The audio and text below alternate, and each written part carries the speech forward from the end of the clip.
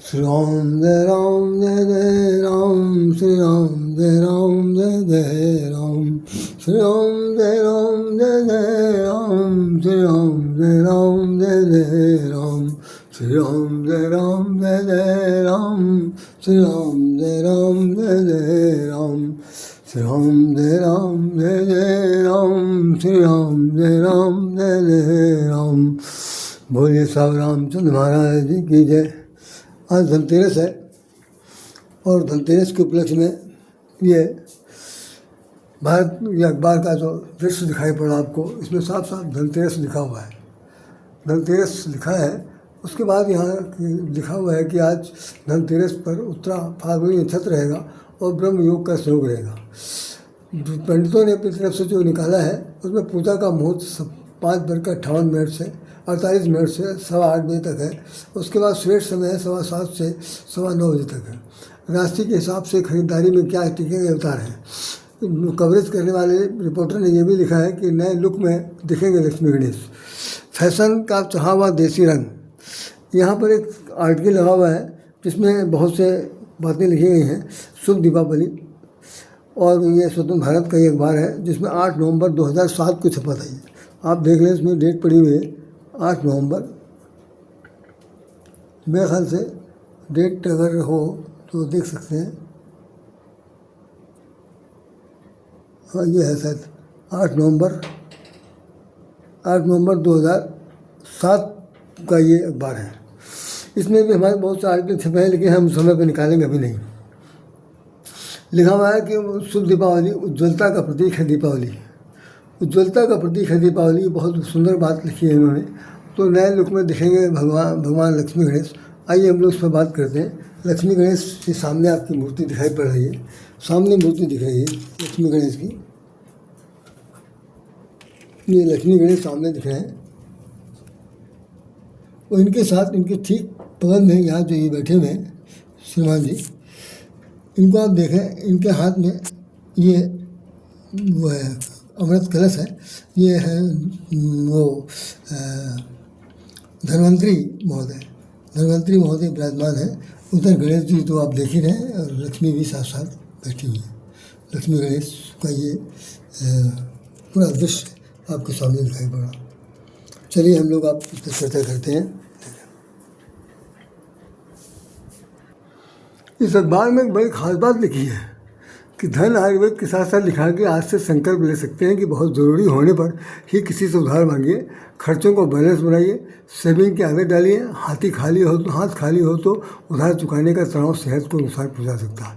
वही अगर गहना एक्सचेंज कर रहे हैं तो रेट जरूर देख लीजिए।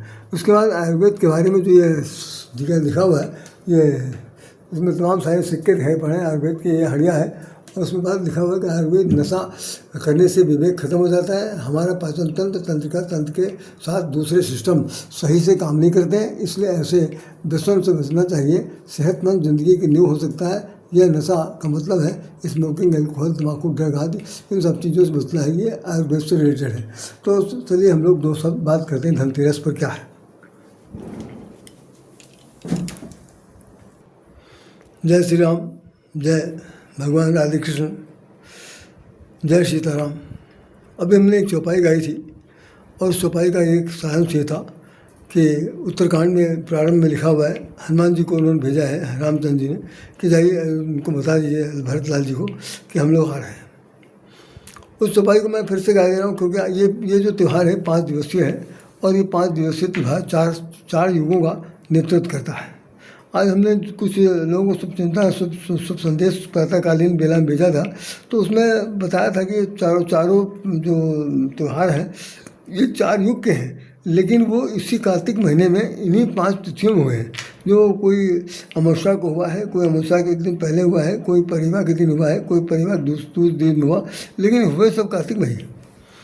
तो और सब भिन्न भिन्न युगों में।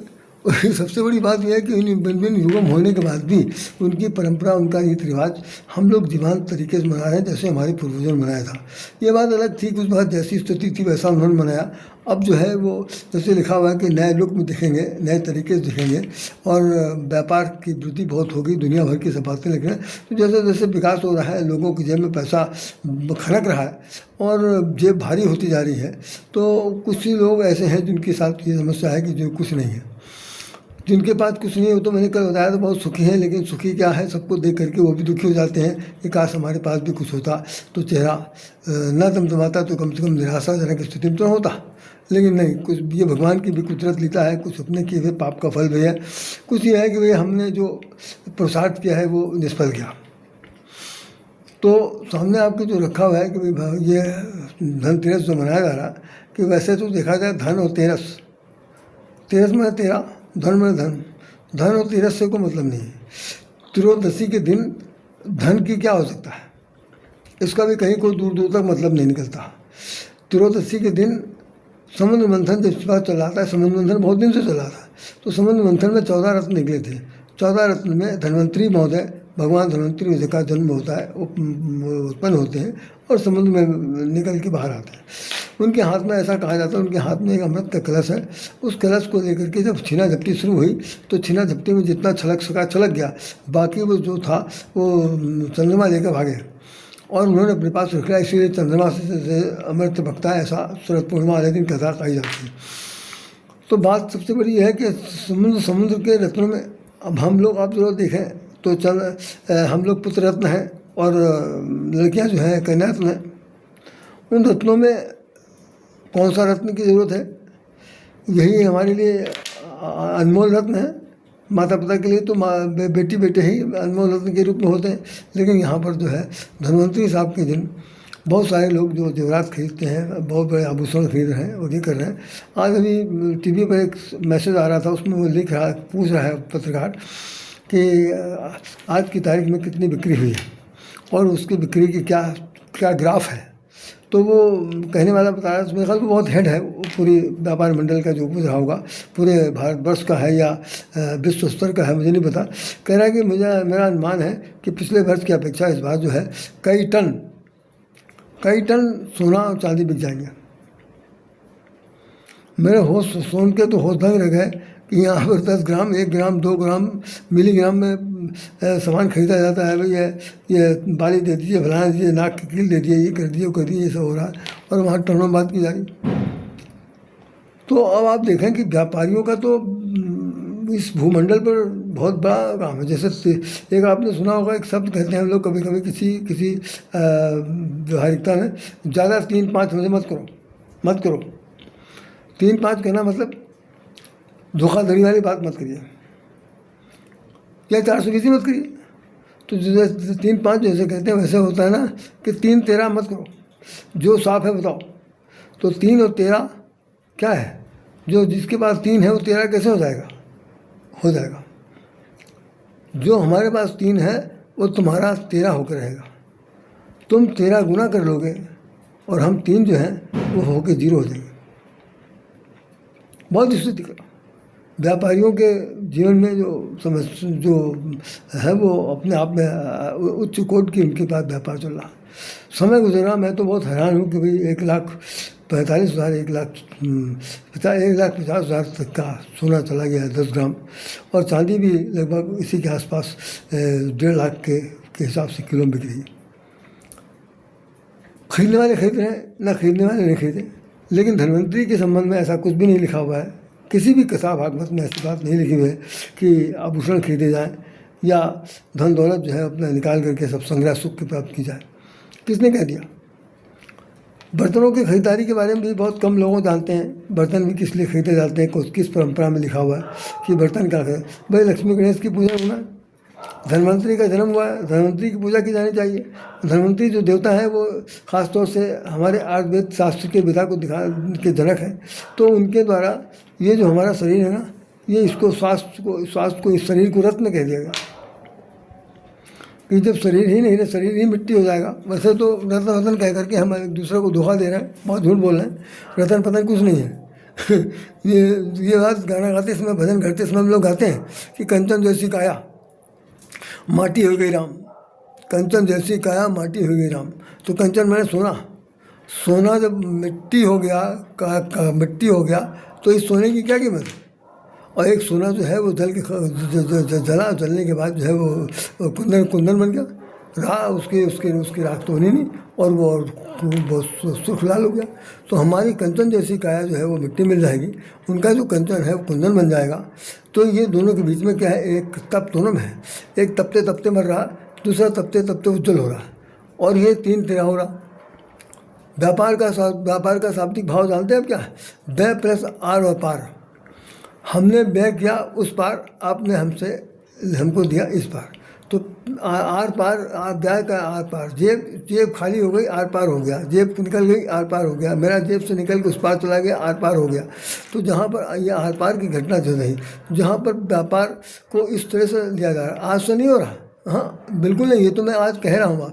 तो ये क्या चीज़ है, ये हमारे आपके जीवन में समझ लीजिए बहुत बड़ा एक प्रकार का, तो भाई अन्यथा ना लो भाई, क्षमा चाहता हूँ आप सब लोगों, सभी बुद्धिमान हो, सभी बुद्धिमान अपने अपने ढंग से कमा रहे हैं, खा रहे हैं, पैसा खर्च कर रहे हैं, रात शाम की इसमें क्या जा रही है भाई। लेकिन मैं ये सोचता रहता हूँ कि एक जो स्त्रीकरण है मानव समाज में, स्त्रीकरण है वो एक बहुत छोटा है, बहुत छोटा है, तलहटी में है, और एक बहुत ऊँचा है जो आकाश छू रहा है। इन दोनों के बीच की स्थिति जो है वो बहुत ख़राब है। तो धनतेरस वाले दिन धन की बात की जा रही है, धनतेरस वाले दिन सामान खरीदने की बात की जा रही है, धनतेरस धातु को खरीदने की बात की जाती है। आज उन्होंने लिखा है कि चाहे तो लोहे का सामान न खरीद करिए, तांबे और पीतल का सामान खरीदिए। मैं भी क्या था, खरीदारी करने की मैं भी क्या था, तो साहब मैंने तो भाई क्या करूँ, श्रीमती ने हमारी कहा, तो बहुत ही बीमार अवस्था में, उन्होंने कहा क्या करोगे, ऐसा करो भगवान को भोग लगाने के लिए कोई छोटी सी कटोरी ले आओ। कटोरी है, तब भी कटोरी बहुत नई नई रखी है, लेकिन फिर नया चीज़ लाना है गए लेने के लिए। अब वहाँ जो भीड़ भाड़ देखी, देख के मैं तो हैरान हो गया किस तरह से घुसूँ। दुकानें तो बहुत सी लगी थी, एक दुकान वहाँ बड़ी पेटेंट है जिसमें जहाँ सामान ज़्यादातर लोग खरीदते हैं, उनके माल सामान अच्छे निकलते हैं, बस एक उदाहरण है। अब जो उस पर प्रिंटेड है वही सब उसी उस पर दाम में दिया जाएगा। खैर 2 कटोरी में एक ले गया, तो एक कटोरी मैं अपनी भैया को दूंगा, अभी कल आ रहा दिल्ली से, तो उसको दिया जाएगा। एक हमने कहा हमारे यहाँ भगवान में खाना खा लेंगे, नाश्ता कर लेंगे। तो यही तो मेरी औकात है, सोने चांदी के सिक्के नहीं खरीद सकते, कुछ नहीं खरीदा जा सकता। तो भगवान, मैं धन्वंतरी के बारे में सिर्फ बताना चाहता हूँ कि जो धन्वंतरी महोदय हैं, धन नाम शब्द ही दिया, धन का जो धन के अवतरण करने की क्षमता रखने वाले हैं। और कौन से धन, कौन सा धन, ये सारे शरीर धन, आयुर्वेद को, आयुर्वेदिक सिद्धांत को, आयुर्वेदिक विधा को, आयुर्वेद की पैथोलॉजी को वो इस तरह से बढ़ावा देंगे कि हमारा ये शरीर जो है वो कभी भी रोगी न बने, हम सब निरोगी बना रहे। अब देखिए एलोपैथिक वाले जो हैं वो आयुर्वेद को बिल्कुल कुछ नहीं समझ रहे हैं। आयुर्वेद वाले जी जान लगाए दे रहे हैं, जितनी भी कंपनियां हैं आयुर्वेद की, उन कंपनियों को फ्लॉप करने के लिए लगे हुए हैं। जैसे वर्ल्ड का एक ऑर्गेनाइजेशन है जिसको कहते हैं WHO, वर्ल्ड हेल्थ ऑर्गेनाइजेशन। इसकी पूरी 60 गांठ से पूरी दुनिया में एलोपैथिक के सामान बिक रहे हैं। वो कंपनियां हैं, वो कंपनियां हाई कमीशन देती हैं, और डॉक्टर वही सब लिखते हैं जिनसे उनको जितनी फीस है उसका 4 गुना उनसे कमीशन मिलता दिया जाएगा। मरने वाले फिर भी मर रहे हैं। आयुर्वेद वाले के पास जा रहे हैं तो आयुर्वेद की चूरन चटनी उनको कह करके भगा दे रहे हैं। जो आयुर्वेद में कुछ इलाज किया जा रहा है, उस इलाज में जो है हम लोगों को कहीं कहीं पर विश्वास नहीं हो रहा। बहुत ही डाला मेरी बड़ी खींचतानी है। तो वही मैंने कहा कि 3 तेरा ना करो, कि क्या है, तुम्हारा तुम्हारे पास है, मेरा मेरे पास है, ये तेरा मेरा है, इस तरह से करके क्या फ़ायदा। तो सच्चाई है कि जो संबंध मंथन जब हुआ था, इस पर हम चैप्टर वर्णन करेंगे, बहुत बड़ा चैप्टर है कि जब संबंध मंथन हुआ था, तो संबंध मंथन में एक तरफ जिनको भगवान विष्णु कहा गया, बड़े मजे की बात यह है कि भगवान विष्णु के अवतार है। अब भगवान विष्णु की स्थिति देख ली, एक तरफ भगवान विष्णु ने कच्छप बने में कछुआ, जिसके ऊपर वो मदराचल पर्वत रखा हुआ, दूसरी तरफ वो देवताओं के साथ हैं, तीसरी तरफ ये धन्वंतरी बन के निकल रहे हैं, चौथी तरफ वो उसका अभी विश्व मोहिनी बनेंगे, फिर उसका राहु का सिर काटा जाएगा। मतलब कितने रूप उस वक्त होंगे ये 14 रत्न निकलने में। और उसी सब 14 रत्नों में लक्ष्मी जी भी बाहर आएंगी। तो लक्ष्मी जी भी बाहर आई नहीं है। और कहने वाले कथावाद ये जो लिख रहे हैं वो सब लिख रहे हैं कि भ्रमण करने के लिए निकली थी गणेश जी के साथ। तो उन्होंने देखा कि जाए देखे कहाँ हमारी पूजा हो रही। तो अब ये तो भाई 1 साल पहले निकली होंगी, या इस वक्त अगर इस साल मंथन चल रहा, पंचांग के हिसाब से अगर मंथन चल रहा, तो भी लक्ष्मी जी बाहर नहीं आएगी। लक्ष्मी जी को आने का भी समय बाकी है, और वो आएंगे दिवाली वाले दिन। और लेकिन अभी से उनको दिखाया जा रहा है कि लक्ष्मी जी जो है गणेश जी के साथ दर्शन करने जा रही हैं, नगर दर्शन भ्रमण पर निकली हैं। जो भी हो, जितने धपली हैं उतने राग हैं, कुछ कहना बड़ा मुश्किल है। हमारे आपके लिए सिर्फ एक बात जो धन्वंतरी जी ने कही है वो सिर्फ इतने है कि स्वास्थ्य सेहत 1000 नियामत। अगर अपनी सेहत को ख्याल रखना है, अपने सेहत को सही ढंग से बना के रखना है, जड़ता तो जीवन में आएगी, बुढ़ापा तो आएगा, चेहरा बदसूरत हो सकता है, आंखें धस सकती हैं, कान से बहरापन आ सकता है, दांत सब टूट सकते हैं, गाल पिचक सकता है, जो देखने लायक सकल सूरत नहीं रह जाएगी, ये सब कुछ होगा। लेकिन ऐसा भी हो सकता है कि कुछ उपचार करने के बाद आपकी जो शरीर की बनावट में जो स्टेबिलिटी है, स्थायित्व रहता है, वो बनी रह सकती है। कंपल्सरी तो नहीं है कि जितना शुरू में था उतना हो जाएगा। ऐसा एक उदाहरण, हम लोग कभी लोग बुढ़े नहीं होना चाहते, कभी नहीं। हम क्या, कोई नहीं चाहता, लेकिन फिर भी बुढ़ापा आता। और उस बुढ़ापे में जो बुढ़ापे की मार होती है, जो बुढ़ापे की जो दर्द होता है, बुढ़ापे की जो पीड़ा होती है, बुढ़ापे की जो तड़प होती है, बुढ़ापे का जो तिरस्कार दुत्कार फटकार और ये सत्कार में अत्कार निंदाजनक स्थिति होती है। हाय राम, मर जाने लायक जिंदगी होती है। लेकिन बूढ़ा आदमी किस तरह से अपमान का घूंट पीकर जीता। क्या कह रहे हो?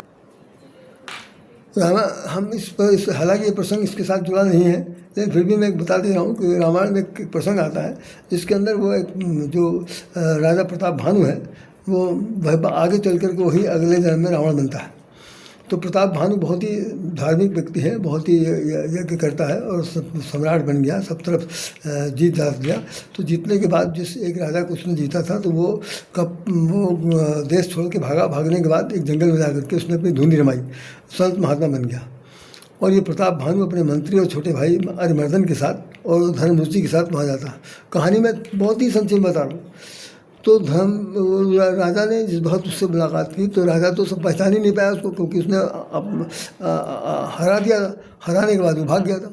तो भाग करके उसने जंगल में महात्मा बन के बैठ गया, कपट मुनि बन गया। उसका नाम उसने लिखा है कपट मुनि, रामायण में कपट मुनि लिखा हुआ।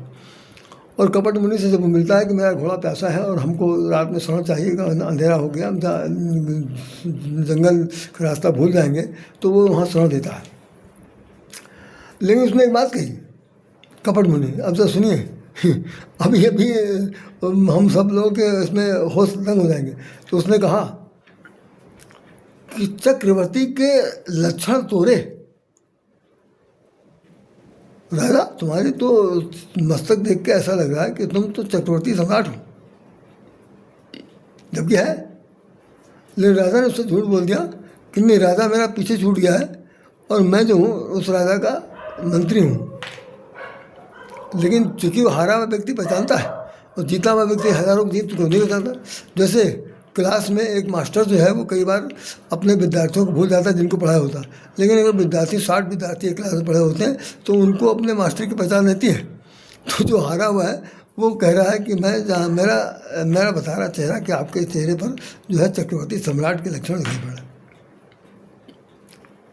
और धीरे धीरे बात दोनों की इतनी बड़ी गूढ़ता हो गई कि उसने कहा कि जो वर मांगना मांग लो। तो उसने पूछा कि आप कौन हैं? तो उसने कहा मैं एक तन हूँ। तो उन्होंने पूछा इसका तात्पर्य क्या? कहने लगे जब से सृष्टि बनी है तब से आज तक मैं यही एक शरीर धारण किया हूँ, दूसरा मेरा जन्म नहीं हुआ। मतलब इतनी अनहोनी बात बता दिया उसने कपट मुनि ने कि आज तक मेरा एक जन्म नहीं हुआ और मैं एक तन धारी हूँ, एक ही शरीर धारण की हूँ। तो राजा ने कहा तो बहुत पहुँचा हुआ, इससे तो कुछ मांग लेना चाहिए। तो उन्होंने कहा जो मांगना मांग लो, मैं खुश हूँ। तो राजा क्या मांगता है? आज के प्रसंग से उसको जोड़ लीजिए। उसमें वो कहता है जरा जन्म दुख रहित, जरा जन्म दुख रहित, जरा जन्म दुख रहित समर जितै जन कोय, एक छत्र महिराज करूं होय प्रसन्न बरदेव।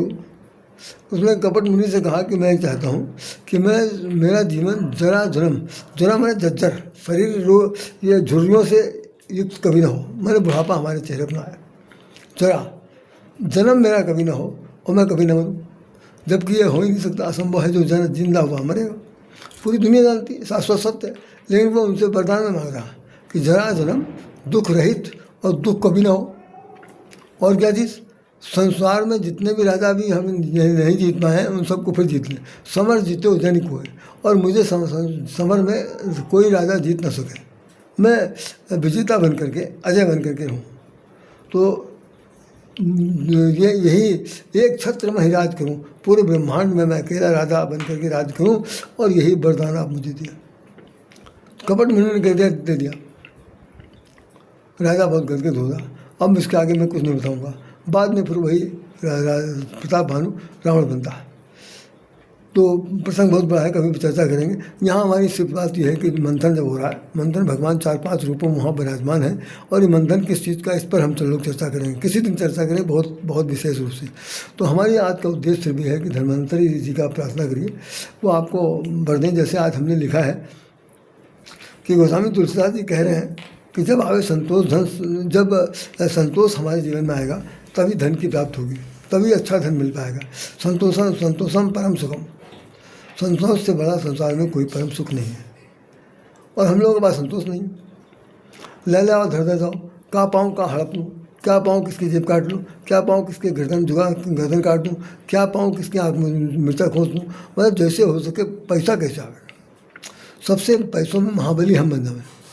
और पैसा क्या करेंगे, ना खाएंगे, ना उबालेंगे, ना उसका रोज जूस पियेंगे, कुछ भी नहीं करेंगे। आखिर में पैसा धरे धरे रह जाएगा, चाहे लोहा हो, चाहे लंगर हो, चाहे किसी चीज़ का हो, तो कुछ फायदा नहीं। तो गोस्वामी जी ने विनय पत्रिका में लिखा है, जो मैं सुना रहा हूँ, कब हूँ कैसो रहानी रहोगे। भगवान से कह रहे हैं कि हे भगवान, कभी ऐसा अवसर आएगा मेरे जीवन में, अभी तक तो नहीं आया, क्या कभी ऐसा आएगा? कब हूँ, कभी एक बार ऐसा अवसर आएगा, कब हूँ कि ऐसो रहानी रहोगे। कैसे रहेंगे? जथा लाभ संतोष परम सुख, काहू सो कुछ न कहोगे। क्या जो मुझे मिलेगा, जो आपकी कृपा से मुझे प्राप्त हो जाएगा, जथा लाभ संतोष, उसी में हम संतोष कर लेंगे। काहू से कुछ न चाहेंगे, किसी से कुछ नहीं मांगेंगे, कुछ भी नहीं मांगेंगे। और परस वचन सुनी पावक सुन दहोगे, परस वचन सुनी पावक सुन दहोगे। किसी की कड़वी वाणी सुनकर, किसी कट वाणी सुनकर, किसी को दिल में चुभने वाली बात सुन करके, अपने दिल में सुन करके हम कभी आग बबूला नहीं होंगे। पावक में अग्नि, आग बबूला नहीं होंगे, ऐसा कभी अवसर आएगा?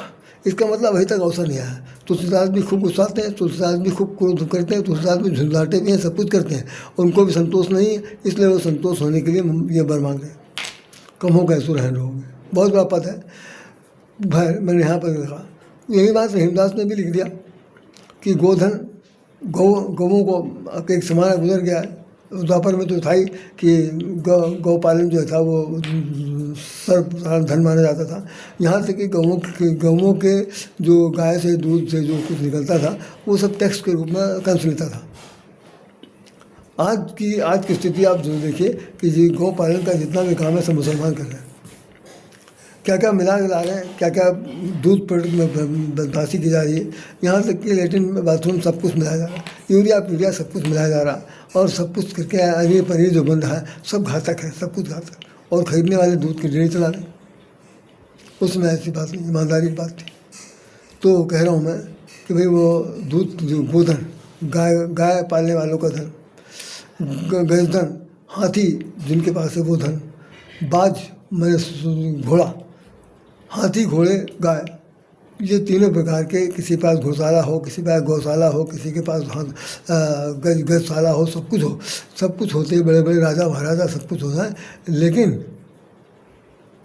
गोधन गजधन बाजधन और रतन धन खान, और रत्नों का खान हो, लेकिन ध्यान रखिए जब आवे संतोष धन सब धन धूल समान। जब जीवन में संतोष आ जाएगा हमें अब कुछ नहीं चाहिए। बहुत भंडार भरा, मालिक तूने दिया है, इतना दिया है कि जो बताने के काबिल नहीं है और उससे कहाँ रखा जाए। ऐसा हमारे गुरु जी भजन गाते हैं। तो संतोष की बहुत ज़रूरत है, और संतोष भाई तभी मिलेगा हमारे विचार से कि धन्वंतरि की बात को मानते हुए, आयुर्वेद का सिद्धांत स्वीकार करते हुए हम लोग अपने स्वास्थ्य को हज़ार नेमत समझ करके इसको ठीक ठाक बनाए रखें। मतलब जैसे हमको मिला है भले ही वैसे न दे सकें, न दे पाएं, लेकिन ऐसी दुर्गति के साथ न मरें कि लोग जो है वो घृणा करने लगे। ऐसे एग्जाम्पल हमने बहुत इन आँखों से देखे हैं कि बुढ़ापे में लोग घर से बाहर निकाल देते हैं, चौखट पर गिरा देते हैं, फुटपाथ पर गिरा देते हैं, कहीं इधर उधर भेज जाते हैं, माँ बाप की बुरी दशा हो जाती है। तो ऐसा भगवान करिएगा कि चलते फिरते मौत हो जाए, ज़्यादा ठीक है। आयुर्वेद का सिद्धांत स्वीकार करना एक बात यह है। और तो स्वस्थ रहना बहुत ज़रूरी है। स्वस्थ रहने के लिए जो उपाय किए जा सकते हैं जीवन में, उसे करते हुए अपने जीवन की आहुति जैसे भी दी जा सकती है दे दीजिएगा। और भगवान से प्रार्थना करिए कि हमको भाई साहब चिरायु न बनाइए, हमको दीर्घायु न बनाइए। हमको जितने दिन तक जीवन देना चाहते हैं उतने दिन तक स्वस्थ जीवन जीने दीजिए, बस। इससे ज़्यादा कुछ नहीं चाहिए। धन्वंतरि जी की भी यही शिक्षा है। जैसे अभी हमने पढ़ा, उसमें लिखा हुआ है कि नशा मूलन फलान का, और ये किसी उधार मांगिए, न करियो करिए, सब कुछ है। न लक्ष्मी जी किसी घर गई न आई हैं, न गणेश जी साथ में गए। ये सब लोगों का कहीं सुनने का बकवास है, इसमें कोई दम नहीं है। कहीं ऐसी कोई कथा वथा नहीं लिखी। सिर्फ अभी दीपावली परसों है, उस दिन आप देख लीजिए, ऐसा हमने पढ़ा है कि उस दिन दीपावली के दिन कि प्राय ऐसा था कि पहले लोग लक्ष्मी जी के आगमन के लिए अपने घर के कपाट खुले रखते थे, लेकिन वो कोई रहा होगा। अब तो कपाट जिस दिन खोल रखते हैं उस दिन ही चोर घुस के सब कुछ उठा ले जाएगा, सारी लक्ष्मी दूसरे घर में रख लेगा। लेकिन अब ऐसा कुछ नहीं है। अपने अपने घर को स्वच्छ निर्मल बनाइए और ये मान के चलिए कि लक्ष्मी जी आएंगी, और आएंगे तो कम से कम कुछ नहीं दे के जाएंगे तो आशीर्वाद तो दे के जाएंगी। और धन्वंतरि से प्रार्थना है कि वो हमारे जीवन को स्वस्थ रखने के लिए जितनी भी विधाएँ उन्होंने दी हैं, उन सब विधाओं का हमें अध्ययन करके अपने जीवन को स्वार्थ नहीं, स्वस्थ और अस्वस्थ बनाना है। इन शब्दों के साथ राधे श्याम राधे आपसे हृदय से नमन करता है, प्रार्थना करता है कि धन्वंतरि जी की महती कृपा हम सब पर बनी रहे, आप पर बनी रहे, जग जीवन पर बनी रहे, तभी कल्याण संभव है। अन्यथा तो कल्याण है, उसमें कुछ कोई कह नहीं सकता। जय श्री राम, जय श्री राम।